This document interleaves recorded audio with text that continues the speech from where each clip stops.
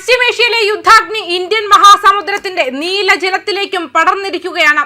വൻ ശക്തികളുടെ പോർവിളികളും മിസൈൽ ഗർജനങ്ങളും ഇന്ത്യയുടെ അതിർത്തിക്കടുത്ത് മുഴങ്ങുന്ന ആശങ്കാജനകമായ വാർത്തയാണ് ഇപ്പോൾ പുറത്തു വരുന്നത്. ഇറാനിയൻ പടക്കപ്പൽ ഐറിസ് ദേന തകർക്കപ്പെട്ടതിന് പിന്നാലെ അമേരിക്കയുടെ തന്ത്രപ്രധാന സൈനിക താവളമായ ഡീഗോ ഗാർഷ്യയ്ക്ക് നേരെ ഇറാൻ ബാലിസ്റ്റിക് മിസൈലുകൾ തൊടുത്തു എന്നതാണ് ഏറ്റവും പുതിയ വികാസം. ഇന്ത്യൻ മഹാസമുദ്രത്തിലെ തന്ത്രപ്രധാനമായ ഡീഗോ ഗാർഷ്യ ദ്വീപിലേക്ക് 2 ബാലിസ്റ്റിക് മിസൈലുകൾ വിക്ഷേപിച്ചിരിക്കുകയാണ് ഇറാൻ. എന്നാൽ മിസൈലുകൾ ലക്ഷ്യത്തിലെത്തിയില്ല എന്നാണ് US ഉദ്യോഗസ്ഥരെ ഉദ്ധരിച്ചുള്ള റിപ്പോർട്ടുകൾ നൽകുന്ന സൂചന. US-ന്റെയും UK-യുടെയും സൈനിക താവളം ഡീഗോ ഗാർഷ്യയിൽ പ്രവർത്തിക്കുന്നുണ്ട്. ബ്രിട്ടീഷ് ഇന്ത്യൻ ഓഷ്യൻ ടെറിട്ടറിയുടെ ഭാഗമായ ഈ താവളം പ്രധാനമായും US-ന്റെ മേൽനോട്ടത്തിലാണ് പ്രവർത്തിപ്പിക്കുന്നത്.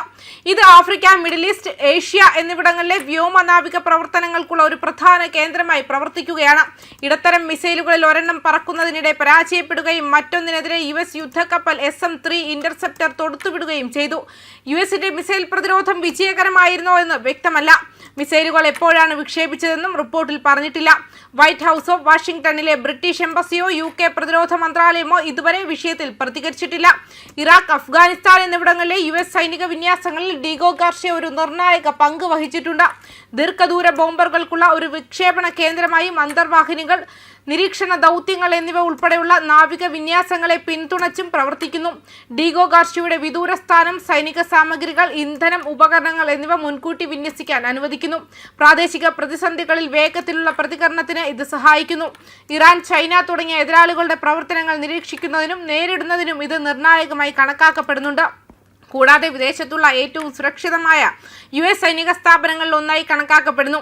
ഇറാനിൽ നിന്നും ഏകദേശം 4000 കിലോമീറ്റർ അകലെയുള്ള താവളം ലക്ഷ്യമിടാനുള്ള ഇറാന്റെ ശ്രമം അവരുടെ മിസൈലുകൾ മുൻപത്തേതിനേക്കാൾ കൂടുതൽ ദൂരം സഞ്ചരിക്കുമെന്നാണ് സൂചിപ്പിക്കുന്നത്. തങ്ങളുടെ മിസൈൽ പരിധി 2000 കിലോമീറ്ററായി പരിമിതപ്പെടുത്തിയിട്ടുണ്ടെന്നും ഇറാന്റെ വിദേശകാര്യമന്ത്രി അബ്ബാസ് അരാക്ചി കഴിഞ്ഞ മാസം പറഞ്ഞിരുന്നു. ഇറാനെതിരായ സൈനിക നടപടികൾ ലഘൂകരിക്കുന്നതിനെക്കുറിച്ച് US പ്രസിഡന്റ് ഡൊണാൾഡ് ട്രംപ് സൂചന നൽകിയതിനു പിന്നാലെയാണിത്. യുദ്ധത്തിൽ തങ്ങളുടെ ലക്ഷ്യങ്ങൾ കൈവരിക്കുന്നതിന് സമീപത്തെത്തിയിരിക്കുകയാണെന്നും ട്രൂത്ത് സോഷ്യലിൽ ഒരു പോസ്റ്റിൽ ട്രംപ് പറഞ്ഞു.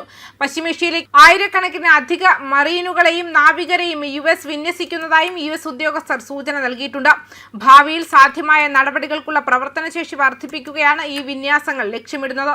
എങ്കിലും ഇറാനിലേക്ക് സൈന്യത്തെ അയക്കാൻ ഇതുവരെ തീരുമാനമെടുത്തിട്ടില്ല. മേഖലയിലുള്ള 50,000 US സൈനികരെ കൂടാതെ ഈ മേഖലയിലേക്ക് 2 മറൈൻ എക്സ്പെഡിഷനറി യൂണിറ്റുകളെ എത്തിക്കുമെന്നും പ്രതീക്ഷിക്കുന്നു. ഹോർമുസ് കടലിടുക്ക് സുരക്ഷിതമാക്കാനുള്ള ശ്രമങ്ങളും US സേന വർദ്ധിപ്പിക്കുന്നുണ്ട്.